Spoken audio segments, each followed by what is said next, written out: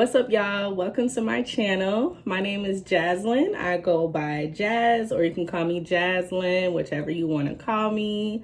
As you can see by the title, this is my introduction video for my new channel. I made a post on my Instagram story of any questions that I should answer for my introduction videos. So here they are. So if you like this video, please give a thumbs up, leave any comments down in the comment area of anything that you guys want me to post, like any videos you guys want me to show you guys, any of that. So leave that there and let's get started. So for the first question, it says, what made you start your channel? Okay, so I've wanted to start YouTube for a few years now, and I've always told myself that if there was anything that I wanted to do that has lingered on my mind for a while, then I told myself that I would just go for it and do it. For a while, ever since I was younger, I haven't really been the best at speaking out or really getting out of my comfort zone. So like, I really just wanted to put myself out there. And I feel like, I have a lot to say. I feel like this is a place for me to really, exercise any talents that I have. I feel like I'm a really good communicator. I like to talk. I like to, just talk about random topics or, just have discussion. Yeah, so who I am now, as I'm 22, so who I am now, I really feel more confident in myself to really like pursue this and just see where it goes. Like, I think I would really enjoy this. And also just a part of like finding my niche. I was in college, I really wasn't finding something that could really stick, that I really wanted to do. So I figured, hey, why not start a YouTube channel and see how it benefits you, see how you feel. So that's basically what I'm doing and what I'm gonna be putting into this channel. Now I'm here and we gonna do what it do, okay? Next question. What will we be seeing on your channel? So I have a few categories. So first, I'm gonna start with beauty, trying makeup looks, wig installs, hair reviews, also natural hairstyles, and protective hairstyles. I like to do my hair. Right now, it's not really a good example. I just threw it up in a little pony, but whatever. But yeah, I like to do a lot of, natural protective styles. Like I've done faux locks on myself. I've done Senegalese twists on myself. I've done the shoulder length passion twist on myself. I've done a longer passion twist on myself too, but I didn't really like that. So we're going to try that again. So that's for beauty. Fashion, I really want to do try on hauls. I really want to get into that. Lifestyle vlogs. So like self-care, big events in my life, whether it's moving or starting a new venture or, just documenting my life. Definitely like maintenance vlogs, seeing like just documenting like how I take care of myself, if that's what you guys want to see. Cleaning vlogs, daily vlogs, like any fun vlogs, like when I go out with my friends. I have a very interesting group of friends. So like, yeah, just to document that.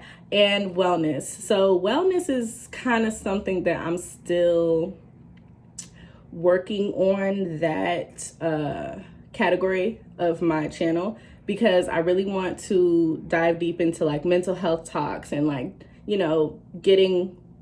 becoming just a better me, just overall, like physically, mentally, emotionally, spiritually. So like gym vlogs when I get to the gym, don't pressure me, my health journey and just eating healthier. Like I said, like my spiritual journey, and yeah, just all of those: beauty, fashion, lifestyle, wellness. That's what you're gonna see on my channel. I hope you stay tuned and I hope you like it. Next question. Oh, I have 10 questions, by the way. So I'm on question number 3. Who are my favorite YouTubers? Girl. Okay, so I have a few that I watch. I have like a bunch that I watch, but I listed 8 of them. So I'm gonna go Arnell Armand, Jackie Ina, Aaliyah J, Alexis Rebecca. If y'all don't know her, check her out. She's funny, and she's my Cancer twin. Period.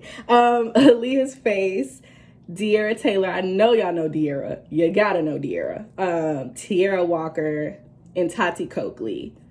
I really like her. She definitely inspires me because she talks about a lot of really interesting stuff, and even stuff that's crossed my mind. Like, I'll be watching her videos and I'm like, dang, she took the words right out of my mouth. Like, I really feel like I relate to them. So those are definitely like my inspirations for as in like YouTubers and stuff like that, and like where I want to go, the direction of what kind of content I want to put out. Those are definitely my inspirations on this platform. Next question number 4.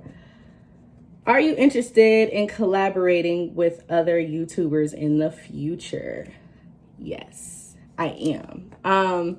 Obviously, you know, later down the line, after I, you know, start to grow my channel and like, you know, really get a good following, definitely I want to collaborate with other YouTubers. I love networking. I love meeting new people. I feel like I'm very social. So like, hopefully one of my inspirations, but we'll see. One of these days. What made you do the big chop, and are you happy with your decision? So like I said earlier, I do my own hair. I've done my own hair ever since I was in high school. Like, not even just in high school, probably like towards the end of middle school and going into high school, I started doing my own hair. So I think it was Valentine's Day of 2018 that I cut my hair off for the first time. Like, when I say cut my hair off, I mean like cut it off. Like, I didn't take a razor to it or anything like that, but I definitely cut it low. So I actually cut my hair off twice. So May of 2019, the following year, this is a funny story. I cut my hair off, but not on purpose. So what I was trying to do, because in my head somewhere, I think that I can do everything myself. Like, I'm some kind of hair guru, or like I went to freaking hair school. I didn't. So I was washing my hair, and when I was, you know, doing my hair, I was like, oh, I need a trim. And I'm like, do I really want to wait to get a trim? So my silly tail, I was combing through my hair and I like, basically somewhere in my mind, it made sense to cut off the ends of whatever the comb didn't go through. I don't know, y'all. Please don't judge me. Please do not drag me. I know it was crazy, but I basically just started cutting off whatever the comb didn't go through. So then I ended up with like chunks of hair like this much. I'm like, this don't look like a trim. So when I blow dried it and flat ironed it, boy, when I tell you, it was uneven. Like, it was uneven. It looked crazy. I looked like Edward Scissorhands. Like, his hair, I looked a hot fool. So my grandma comes in and she looks at the garbage full of hair, and she looks at the scissors and she looks at me. She was like, you just ain't had nothing else to do with yourself.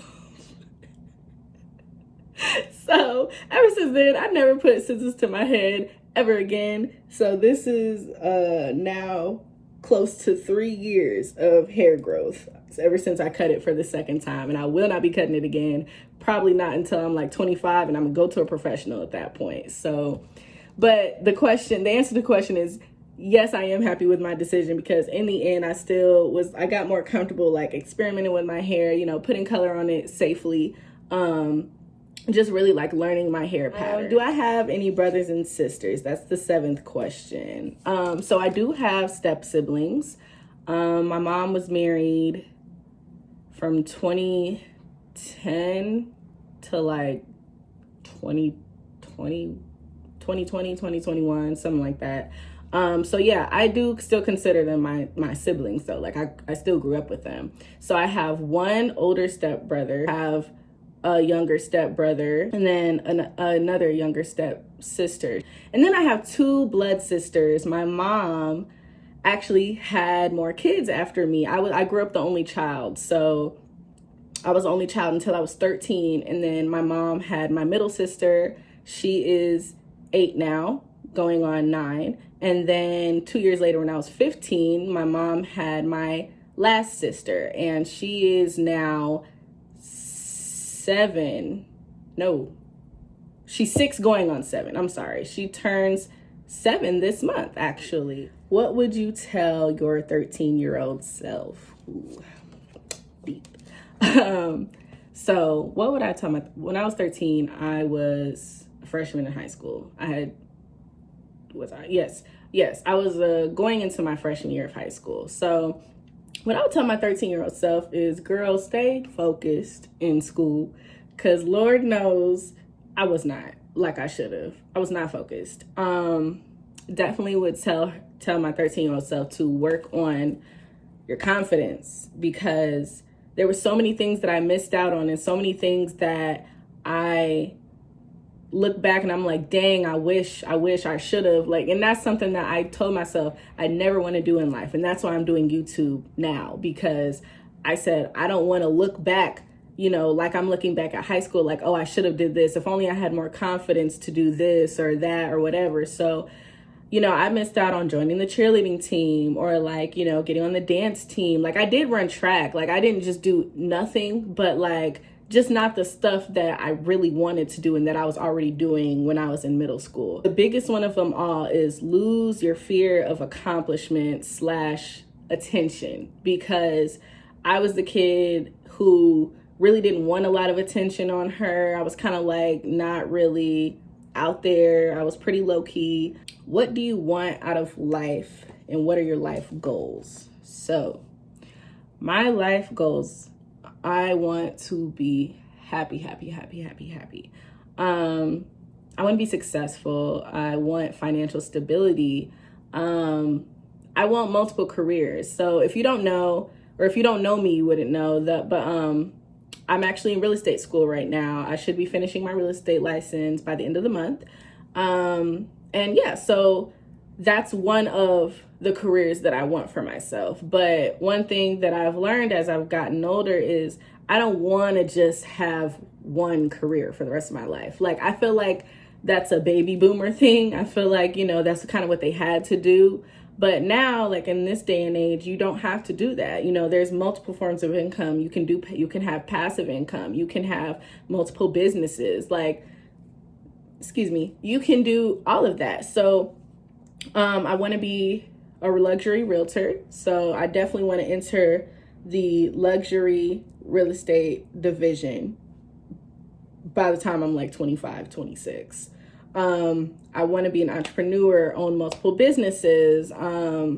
Basically, I have a desire to be a jack of all trades. I've always have, because I just have way too many interests to just stick to one. Another thing, just pure love and friendship. Oh my gosh, I could go on forever, but I'm not. But I can go on forever about this generation and the obsession with short-term relationships, or just casual situationships, or whatever. Like, I want that real love, that pure love. I want pure, real friendships. I want to have the ability to give back to my family, because they've given so much to me. They've supported me to the ends of the earth, even when it just seemed like I just didn't deserve none of it. They still were there. So I want to be able and have the means to give back to them in any way I possibly can. So, and just all in all, just be the woman that I've envisioned myself being. Like, ever since I've entered my 20s, it's just, I know I can be something better, and I'm going to get there. And by all means, it's going to happen. So that's what I want out of life. Those are my life goals. What advice would you give people struggling to find love? So I struggled with that for a while. And I know some people who do and have struggled with that too. I would say, as cliche as it sounds, get to know yourself. Whether that means finding hobbies that you like, doing some deep digging and just figuring out what your negative traits are. It's so easy to point the finger and, you know, find out what other people's negative traits are or what their red flags are or whatever, but do you know your own, you know? And after you figure that out, accept it, because some things you can change and some things you can better about yourself, but other things are just simply you. Everyone has baggage, you know, no one's perfect, and everyone has something about themselves that they don't like. But at the end of the day, in order for you to love yourself, you have to accept those things about yourself that you can't change. So you can't find love and accept someone to love those parts of you if you don't love it yourself. And that also, you know, that goes into my next, you know, point of loving yourself. Self-care, you know, taking care of yourself inside and out, whether it's the food that you eat. You know, I'm the last person to talk about eating some healthy food, but whether it's the food you eat, you know, just the things that you take in, your surroundings, are they positive or are they negative? You know, that goes into self-love, not lowering your standards and not compromising your values. And when I say that, I mean, do not think that you need to just adhere to whatever someone else wants you to be, or, you know, like you need to compromise the things that make you happy, or, you know, your needs and wants in a relationship because this person doesn't want to do it, or you don't want to make this person uncomfortable. It's not about them. Like, at the end of the day, yes, you should love the other person in the way that they want to be loved, and, like, you know, their love languages and everything. But also you doing that should not take away from yourself. It shouldn't take away from what you want for yourself. So don't compromise your values, and the right person will not make you do that. And also just dating around, you learn to not take every single thing that comes your way serious right off the bat, because maybe they're just there to teach you something. Maybe they just came into your life to show you what you don't want. You make somebody show you that they're there. Make sure that they have good intentions, basically. Don't go in with super high expectations, because you're going to be disappointed if you do, you know. And I'm not saying like, oh, go into it like, you know, skeptical and be cynical. No, I'm just saying don't expect for it to be love at first sight and a fairy tale, because that's just not life. You know, go into it with low expectations, and that's how you get pleasant surprises. And definitely just go over your likes and dislikes. You know, don't take every single dating situation as a failure if it doesn't work out. Just be like, okay, well, you know, that didn't work out, but at least I know the traits that I do and don't like. Like, after you are out of a situation, you get to reflect and look back at it like, you know what? There were some things about this person that I didn't like, but I ignored it because I liked them and I wanted to be with them and da da da da. If there's something that you notice and that you know you don't like, don't ignore that. And I'm not saying that, oh, you know, you have to like every single thing about a person, but it's like, are they a good person? You know, do they talk crap a lot about, you know, the next person? Are they negative to be around? You know, are these things that kind of like trigger you or make you feel uncomfortable? Pay attention to those things. So that's the advice that I would give somebody who's struggling to find love. It starts from within. And then once you love yourself to the point that it's overflowing, then you can give it to other people. Then you can explore. Then you can really find what you're looking for. But you can't find what you're looking for if you don't even know what you're looking for in here. So those are all the questions for today. I hope you guys really like this video. There will be more coming soon. I'm thinking of doing a protective style actually pretty soon. So stay tuned for that. So if you like this video, please give a thumbs up. Once again, drop any ideas of any content, any videos that you want to see in my comment box. And yeah, I'll see you guys next time. Bye, guys.